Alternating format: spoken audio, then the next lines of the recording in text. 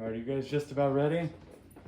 Bathrobe, how you doing? For the last time, we have a runner for a reason. Please, keep the drinks off the wood. I don't want our wife to kill us. Okay, let's take a look here. Oh, hey! I'm Peter. These are my friends. HTC hat, fedora, bathrobe, Alaska hat. They've come over today because we finally got our demo cards in for synthetic genetics. We're looking to have an event soon, so I wanted to go ahead now and make the YouTube video to walk people through the game. Oftentimes new games come out, board games come out, people buy them, you've got one person that you put in charge of reading the manual for everybody and then trying to explain how to play the game. But then you've got people like Bathrobe who are more worried about keeping their drink off the runner, creating rings on my table. I'm sorry, I don't mean to hate. And what's up with you, Alaska Hat? I said bring snacks for everybody. One zebra cake for you, you selfish.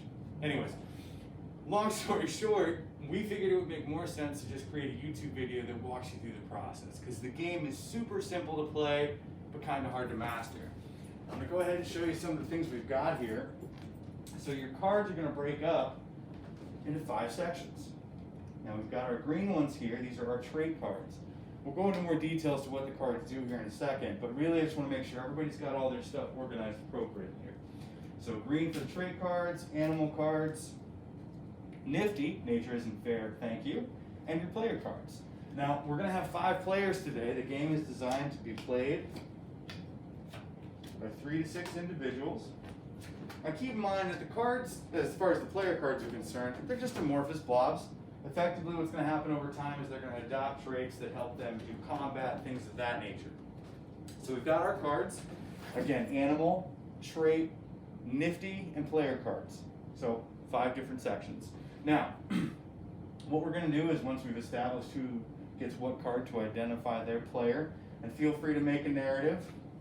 You might see here, Orangey, who's just hanging out in a bunch of flowers in a bush. He might have a name, she might not. We don't know. They don't identify. I've talked to the amorphous blobs several times. They've decided they don't want to be a part of it, so they just all go by it and them. All right, so we've got Bathrobe, Fedora, myself, Peter Margison, owner of Synthetic Genetics, HTC hat, and Alaska hat. Now, to get the game started, I advise, but you don't have to do this, when you're spread across a table of this size, or if you've got this many players, feel free to take your animal deck after you've shuffled it a couple of times, and just create 2 different piles. We're going to be going through those, so it's not really a big deal. There's 26 animals in total. We've got 52 of those cards to split it up. Now your trait cards, you can do the same thing. Again, there's a duplicate of each one, so if you want, just make 2 different piles. Or you can make one big one, it really doesn't matter. We just advise doing the 2 piles because then it's easier for everybody that's going to be involved. And there's typically 3 people involved per turn. So again, even if you're playing with a 3-player minimum, all the players are going to be involved in everything. Now, some of the cards are going to talk about doing things 2 players always to the right. So if we start with me, I'm going to have the first turn, and we'll go over that here in just a second. You're always going to the right unless a card specifies otherwise. We'll come back to that. All right, so everybody's got their player card. We've broken up the trait cards, we've broken up the animal cards. Now, we have our nifty cards. Now the way these are designed, nature isn't fair, thank you, is that every player gets 1 card. And you can have everybody pull one out of the deck, or you can hand them out like this, whatever's easiest for you. I don't know why I have a bunch of friends that don't have hands. It would be super nice if they could be a little more helpful. It's okay, buddy. I don't judge you. I do miss wearing you. All right, so now all the cards are assigned. Everybody's got their initial setup. So everybody has their nifty card, everybody has their player card. Now just to pause for a brief second, these nifty cards, nature isn't fair, thank you. The reason these exist is they can give you buffs or positive perks, however you want to look at it, or they can have negatives that go against you. The idea is this card stays face down until the player decides to use it. You can go a whole game and never touch this card. However, if you have some kind of combat and you see that your card gives you a bonus, and you can look at it, it's your card, do whatever you want, but once it's in play, it's permanently going to be face up. Everybody needs to be able to see it at all times. And if somebody asks, like, hey, what does your card say? Because they're about to try to gung-ho on you, Alaska and HTC are getting frisky, they want to come at me. This card's face up, they can look at it. but it's not in play until you, as a player, decide to use it. All right, so the way the turns work are really basic. So it's my turn. I would choose an animal card. So in this case, we have the zebra. These equidae can run up to 65 kilometers per hour, which makes sense because, well, zebras resemble criminals and we assume that they're all escaped convicts. We've also been informed a group of them is not necessarily a herd because they're like horses. It's a dazzle. For the record, when I made these, did not know that a group of zebras were referred to as the dazzle. I wanted to prance, I was so excited. Anyways, so I pulled this card. I have the zebra. Now what's gonna happen is the players to the right of me are all gonna pull trade cards. So HTC hat is gonna pull one, Alaska hat is gonna pull one, and then bathrobe is gonna pull one. Now each of these trade cards has some kind of number assigned to it, whether bonus, positives, negatives, whatever. Now I have a zebra. The first one is amphibious, which gives us certain stats. I'm not going to go into the details right now. The second one is breathes anywhere. And the third card is breathes underwater.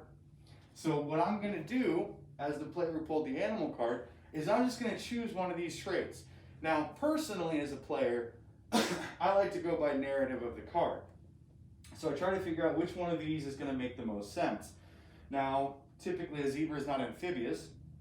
Let's see, they can breathe just about anywhere, and they don't breathe underwater. So if I was going to make a choice, I would go with this one. So I take that one trait card that I selected, and then the cards that I didn't, just create a discard. Or if you want, I like to just put them at the bottom of the deck, because they're really not a big deal.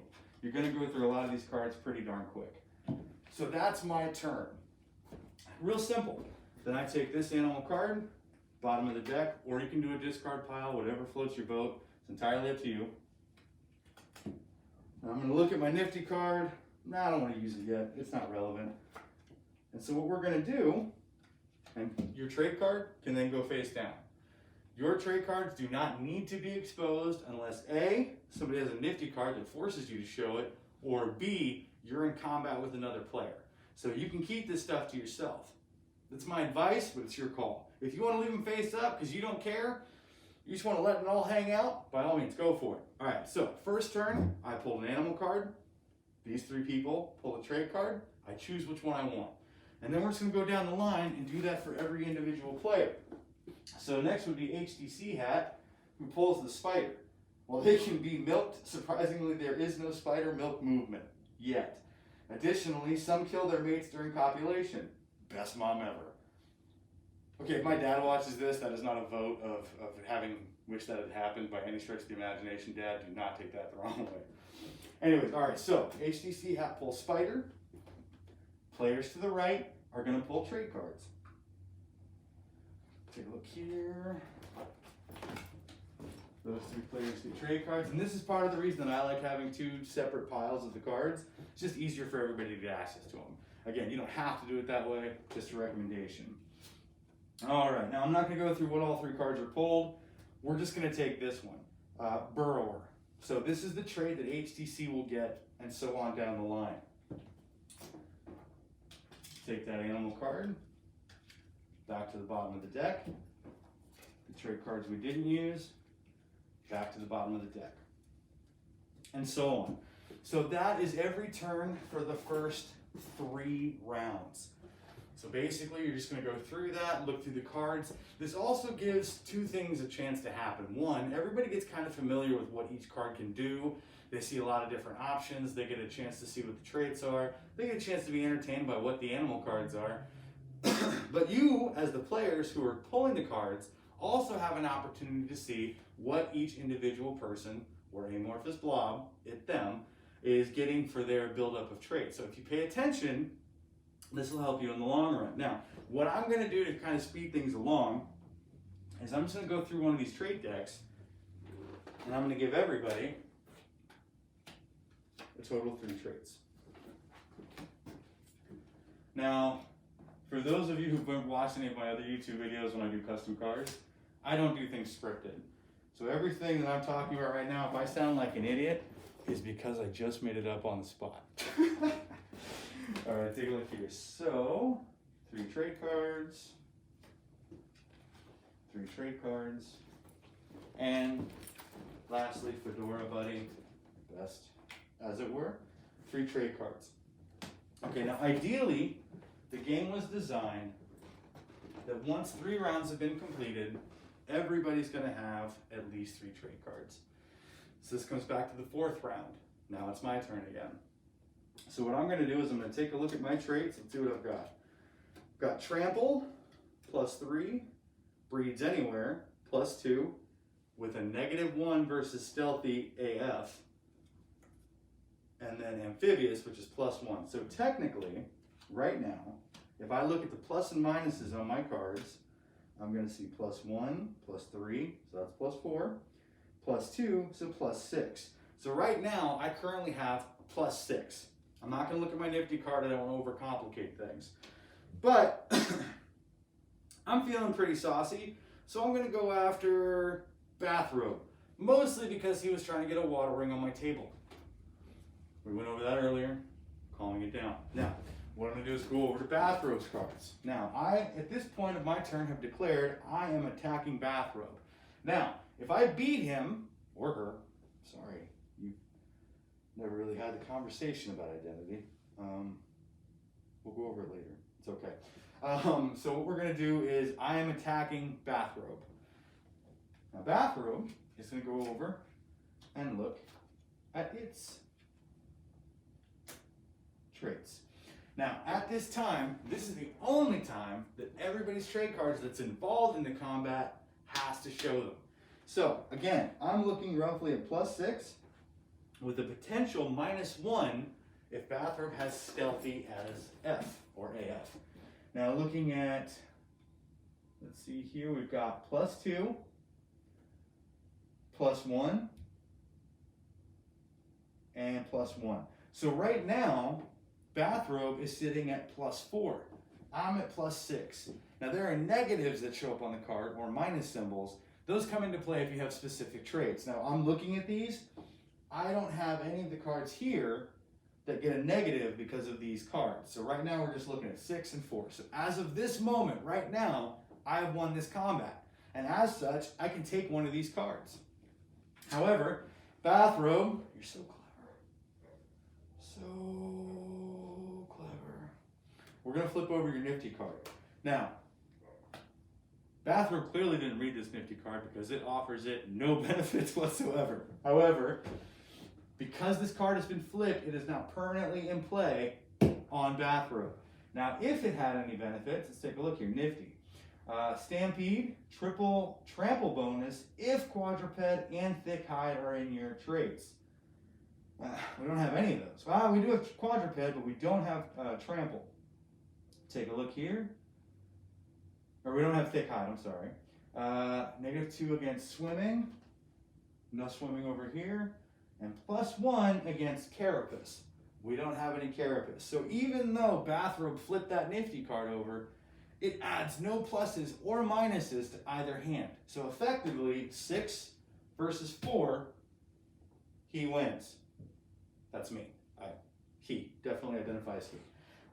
So what I would do at this point, as the player who initiated combat, is I'm going to go ahead and take quadruped, because it gets +1 with trample, which I have.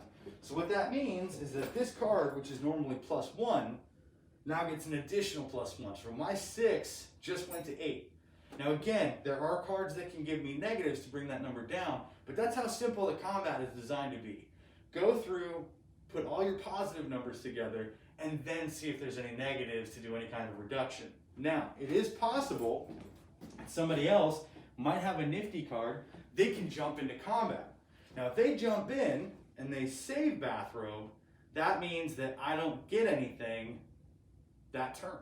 So now, if everybody else, let's say, decides to go after an animal, because that is an option, everybody else is going to have another trait more than I do. So even though I had +6 at the start of this round, everybody else might have 8, 9, 10, whatever. Now the idea of the game is to collect 10 traits.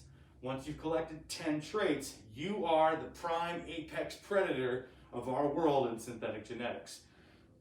So we're gonna do a quick recap, right? So first, 3 rounds, everybody goes around and they get 3 trait cards.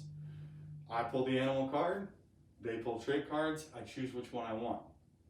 Starting on the 4th round, I have the option of combat with another player, or I can go after animals just like I did before, but the difference is, starting at the 4th round, if I choose animal, the other players, they choose which trait that I get, and they can talk about it. They can completely confer and say, well, this one's the crappiest one. This goes against what he has. If I have a card that says I can't have a trait, they can give me that one, and then it immediately goes back into the discard pile unless I have something that lets me have it. So effectively, again, 3 rounds, animals, get traits, the player chooses, or whoever's turn it is, starting on the 4th round, either attack somebody or still go after animals, but then the people to your right get to choose what trait you get. Again, ideally, all you're trying to do is get to 10 traits as effectively as possible. Now, the nifty cards do add some additional bonuses. You can force people to join you in fights. You can jump in to help somebody else to keep someone from becoming the predominant apex predator. I'm just throwing that term out there, by the way. That is not like some kind of key thing that's in the manual. You also have cards that allow you to take other people's traits for just 1 round, or 1 turn, as it were. So, easy to play, hard to master, which, honestly, that's not the point. I want people to win. I like the idea of having an objective in the game, but ideally, is to have fun, be entertained by the cards, and build a narrative. Make jokes about how you just ate a zebra and how messed up that is. Have you seen zebras? They do not look tasty whatsoever. Plus, every time I think of one, I just imagine one of their faces doing that twist where their lips pull back and their teeth are all exposed, and I hear like that jackass noise, right? It's terrible. Anyways, that's pretty much how the game is played. I will put a post on this, I will put a link down below that will also give you access to the manual. So if you don't feel confident in the way that I've explained things, or you're worried you guys are going to have an argument or a disagreement later in the game, by all means, the manual will be there to help go through some additional details. But to be honest, everything's super simple, guys. It's really basic plus and minus math, comparing what you have to the other person, and then seeing who on the table is really your friend or wants to bring you down. For the record, I'm the guy that wants to bring you down. Alaska Hat doesn't care. He's just waiting to eat a zebra cake when nobody's paying attention, because he was supposed to bring snacks for everybody. All right, that's the game. Hope you've enjoyed it. Also, this is the only cool swag that I have. Synthetic genetic masks. That's right. It's awesome.